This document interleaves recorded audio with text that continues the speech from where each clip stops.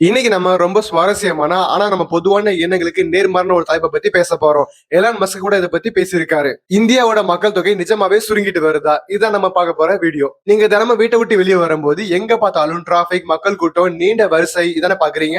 அப்படி இருக்கும்போது திரைக்கு பின்னாடி இந்தியாவோட மக்கள் தொகை மெதுவா சரிஞ்சுக்கிட்டே இருக்கு அப்படின்னு உங்களால நம்ப முடியுதா? இதுக்கு பேர் தான் பாப்புலேஷன் பாரடாக்ஸ், அதாவது மக்கள் தொகை முரண்பாடு. ஒரு பக்கம் நெரிசல், இன்னொரு பக்கம் கண்ணுக்கு தெரியாத மாபெரும் மக்கள் தொகை வீழ்ச்சி. இன்னைக்கு நாம என்னென்ன பார்க்க போறோம்னு சுருக்கமா பார்க்கலாம். முதல்ல இந்த மக்கள் தொகை முரண்பாடு, அடுத்து கருவுறுதல் விகிதம்னா என்னன்னு புரிஞ்சுக்குவோம். அப்புறம் பிறப்பு விகிதம் ஏன் குறையுது, மாநிலங்களுக்கு இடையிலான வேறுபாடு, கடைசியா இது நமக்கு லாபமா இல்ல பொருளாதார சுமையான்னு பார்க்கலாம். முதல் பகுதியான மக்கள் தொகை முரண்பாடு பத்தி பார்க்கலாம். இங்க கவனிக்க வேண்டிய ரொம்ப சுவாரஸ்யமான விஷயம் என்னன்னா, வரலாற்றிலே முதல் முறையா நம்ம இந்தியாவோட பிறப்பு விகிதம் திரும்ப பெற முடியாத முக்கியமான கட்டத்தை தாண்டி இருக்கு. சமீபத்துல வந்த 2024 மாதிரி பதிவு அமைப்பு புள்ளி விவர அறிக்கைப்படி 1971ல 5.2 இருந்த நம்ம மொத்த கருவுறுதல் விகிதம் 1991ல 3.6 குறைஞ்சு இப்போ 2024ல செங்குத்தா சரிஞ்சு வெறும் 1.9 மாறி இருக்கு. எந்த அளவுக்கு சரிஞ்சிருக்கு பாருங்க. இதுக்கு அடுத்த இரண்டாவது பகுதியான கருவுறுதல் விகிதம் பத்தி தெளிவா புரிஞ்சுக்குவோம். இந்த 1.9 அப்படிங்கிற எண் ஏன் ஒரு குளோபல் அலாரமா பார்க்கப்படுதுன்னு புரிஞ்சுக்க ஒரு அறிவியல் அளவுகளை தெரிஞ்சுப்போம். டோட்டல் ஃபெர்டிலிட்டி ரேட், அதாவது மொத்த கருவுறுதல் விகிதம். இது ரொம்ப சிம்பிள். 15 முதல் 49 வயதுக்கு உட்பட்ட ஒரு பெண் தன் வாழ்நாள சராசரியா பெற்றெடுக்கும் குழந்தைகளின் எண்ணிக்கை தான் இது. உலகம் முழுக்க மக்கள் தொகை ஏற்ற இறக்கங்கள் அளக்க பயன்படுற மிக முக்கியமான மெட்ரிக் இதுதான். இது ரொம்பவே முக்கியமான பாயிண்ட் என்னன்னா, இந்த 2.1 அப்படிங்கிற நம்பர் தான் இத மாற்று விகிதம் அல்லது ரீப்ளேஸ்மெண்ட் ரேட்னு சொல்லுவாங்க. ஒரு தம்பதி தங்களுக்கு பதிலா அடுத்த தலைமுறையை உருவாக்கிட்டு போக தேவையான ஒரு மேஜிக் நம்பர் இது. குழந்தை பிறக்காத நிலை, அப்புறம் இறப்பு விகிதம், இதெல்லாம் பேலன்ஸ் பண்ணதான் அந்த 0.1 எக்ஸஸ் எடுத்திருக்காங்க. ஆனா இப்போ நம்ம கரண்ட் ரேட் வெறும் 1.9 தான். அதாவது 2 பேர் சேர்ந்து தங்களை ரீப்ளேஸ் பண்றதுக்கு தேவையான 2 குழந்தைகள் கூட பெத்துக்கிறது இல்ல. இது சிம்பிளா ஒரு கணக்கு மூலமா சொல்றேன். 100 பேர் இறக்கும் போது வெறும் 50 பேர் மட்டுமே பிறந்த என்ன ஆகும்? கொஞ்ச காலத்துல மொத்தம் மக்கள் தொகையும் சுருங்கும். அதுதான் இப்ப நடக்குது. மூணாவது பகுதிக்கு போலாம். இந்த பிறப்பு விகிதம் ஏன் இவ்வளவு வேகமா குறையுது? சமூக ரீதியாவும் பொருளாதார ரீதியாவும் என்னென்ன காரணங்கள் சீட்டுக்கட்டு மாதிரி சரிஞ்சு மாபெரும் மாற்றத்தை ஏற்படுத்துச்சுன்னு பார்க்கலாம். முதல்ல அரசாங்கத்தோட நடவடிக்கைகள் எடுத்துக்கிட்டா 1952லயே குடும்ப கட்டுப்பாட்டு திட்டத்தை கொண்டு வந்த முதல் நாடு இந்தியா தான். அதுக்கப்புறம் 1976 அவசர நிலைமையில கட்டாய கருத்துரை முகாம்கள் ரொம்ப தீவிரமா இருந்துச்சு. 2010க்குள்ள எப்படியாவது அந்த 2.1 மாற்று விகிதத்தை எட்டணுங்கிறது தான் அன்னைக்கு இருந்த இந்தியாவோட மிகப்பெரிய இலக்கா இருந்தது. இதை எது மிக தெளிவா காட்டுதுன்னா, உலக அளவுல பெற்றோர்களோட மனநிலையில ஏற்பட்டிருக்க ஒரு மாபெரும் மாற்றத்தை. ஒரு காலத்துல பெரிய குடும்பங்களை ஒரு இன்சூரன்ஸ் மாதிரி பாதுகாப்பா நினைச்சாங்க. வளங்கள் பல குழந்தைங்களுக்கும் பிரிச்சு கொடுக்கப்பட்டுச்சு. ஆனா இப்போ குவான்டிட்டியை விட குவாலிட்டி முக்கியம்னு மக்கள் மாறிட்டாங்க.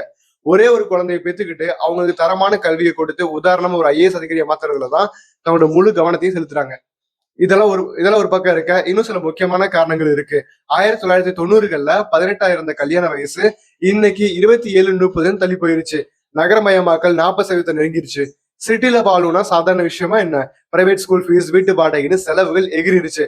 அதோட 90% பிரசவங்கள் இப்போ மருத்துவமனைகள் நடக்கிறதால சிசு மரணங்கள் ரொம்பவே குறைஞ்சிருச்சு. பையன்தான் வேணுங்கிற மனநிலை மாறி பாலின சமத்துவம் வந்துருச்சு. ஆக அரசாங்கம் எதுவுமே சொல்லாமலே இந்த லைஃப் ஸ்டைல் மாற்றங்களால இயற்கையாவே பிறப்பு விகிதம் குறைஞ்சிருச்சு. அடுத்து 4வது பகுதி, இந்தியா முழுக்க இந்த நிலைமை எப்படி இருக்கு? மாநிலங்களுக்கு இடையிலான வேறுபாடுகளை பத்தி பார்க்கலாம். இந்தியா ரொம்ப பெரிய நாடு. அதனால இந்த டெமோகிராபிக் மாற்றம் எல்லா இடங்கள்லயும் ஒரே மாதிரி நடக்கிறது இல்ல. இங்க பாத்தீங்கன்னா பீகார், உத்தரப்பிரதேசம் மாதிரி மாநிலங்கள்ல, குறிப்பா கிராமங்கள்ல பிறப்பு விகிதம் இன்னும் அதிகமாக தான் இருக்கு. ஆனா கேரளா, தமிழ்நாடு, டெல்லியில நிலைமையே வேற. ரொம்ப ஆச்சரியமான ஒரு ஃபேக்ட் என்ன தெரியுமா? டெல்லியோட கருவுறுதல் விகிதம் இப்போ 1.2. இது அச்சலா ஐரோப்பிய நாடான பின்லாந்துக்கு சமம். இது எப்படி ஒரு பெரிய தாக்கத்தை ஏற்படுத்துதுன்னு பார்க்கலாம். கேரளா மாநிலத்தை இந்தியாவின் டைம் மிஷினே சொல்லலாம். ஏன்னா நம்ம நாடு இப்போதான் இந்த மாற்று விகிதத்தை நெருங்குது. ஆனா அவங்க 1998லயே இதை ரீச் பண்ணிட்டாங்க. அதோட ரிசல்ட் இன்னைக்கு கேரளா மக்கள் தொகையில 80% பேர் முதியவர்கள். 2036ல இது 25% உயரும்னு கணிக்கப்பட்டிருக்கு. இது எவ்வளவு வேகமா ஒரு மக்கள் தொகை வயதாகுதுங்கிறத காட்டுது.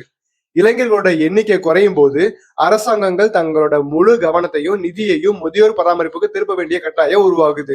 கேரளா இப்போ அதைத்தான் பண்ணிட்டு இருக்காங்க. முதியோர்களுக்காகவே தனி ஆணையம், அவங்களுக்குன்னு தனி பட்ஜெட்னு கொண்டு வந்த முதல் மாநிலம் கேரளா தான்.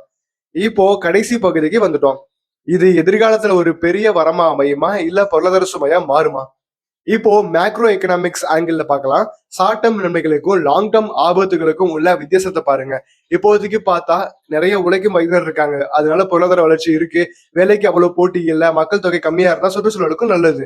ஆனா நீண்ட காலத்துல இளைஞர்கள் குறையும் போது மொத்த பொருளாதாரமும் சுருங்க ஆரம்பிச்சிடும். வேலை செய்யறவங்க கம்மியா இருப்பாங்க, ஆனா வயதான முதியோர்கிட்ட முழு சுமையையும் இந்த சின்ன இளைஞர்கள் கூட்டம் சுமக்க வேண்டியது இருக்கும். இதனால உற்பத்தி ரொம்ப பாதிக்கப்படும்.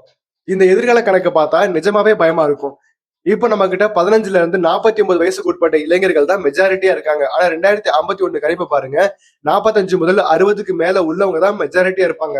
இதுக்கு என்ன அர்த்தம்? முன்னாடி எல்லாம் வீட்டுல ஒரு தாத்தா பாட்டி 4 இளைஞர்கள் பாத்துக்கிட்ட மாதிரி வருங்காலத்துல ஒரு இளைஞன் தன்னோட வீட்டுல இருக்க 3 முதியோர்களை பாத்துக்க வேண்டிய ஒரு மிகப்பெரிய பொருளாதார நெருக்கடி வரப்போகுது.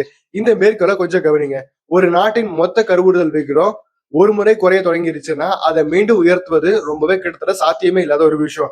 இதை நான் சொல்லல, குளோபல் எக்ஸ்பர்ட் சொல்றாங்க. உதாரணத்துக்கு ஜப்பான்ல கடந்த 20 வருஷமா நடக்கிற பொருளாதாரத்தை தேக்க நிலையும், சீனாவுல ஒரு குழந்தை கொள்கையை மாத்தின அப்புறமும் பிறப்பு விகிதத்தை அதிகரிக்க முடியாம அவங்க தடுமாறுறதுமே இதுக்கு மிகப்பெரிய சாட்சி. கடைசியா உங்களை யோசிக்க வைக்கிற மாதிரியான ஒரு பர்சனல் கேள்வியோட இந்த வீடியோ முடிக்கலாம். நீங்க 2050ஆம் ஆண்டு அடையும் போது உங்களை ஆதரிக்கவும் கவனிச்சுக்கவும் அங்க யார் இருப்பாங்க? இன்னைக்கு கண்ணுக்கு தெரியாம குறைஞ்சிட்டு வர்ற இந்த மக்கள் தொகை நாளைக்கு உங்க வாழ்க்கையில எவ்வளவு பெரிய சமூக பொருளாதார தாக்கத்தை ஏற்படுத்த போகுதுன்னு கொஞ்சம் யோசிச்சு பாருங்க. இது வரைக்கும் பொறுமையா பார்த்தவங்க எல்லாருக்கும் ஒரு மிகப்பெரிய நன்றி. தொடர்ந்து சிந்திங்க. அடுத்த வீடியோல பார்க்கலாம்.